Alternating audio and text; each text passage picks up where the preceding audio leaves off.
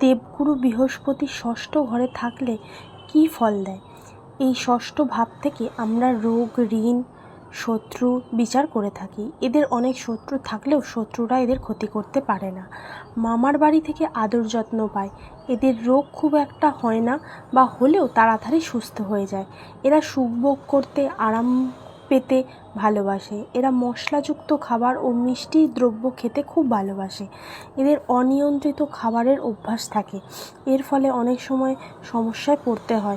এই বৃহস্পতি যদি শনির সাথে সংযোগ স্থাপন করে, তবে খাবারের প্রতি আসক্তি অনেকটা কমে যায়। লিভারের রোগ হয়। এই বৃহস্পতি অশুভ মঙ্গলের সাথে সম্পর্ক স্থাপন করলে পেটের রোগ হয়। এরা যে কোনো কাজ দক্ষতার সাথে করে।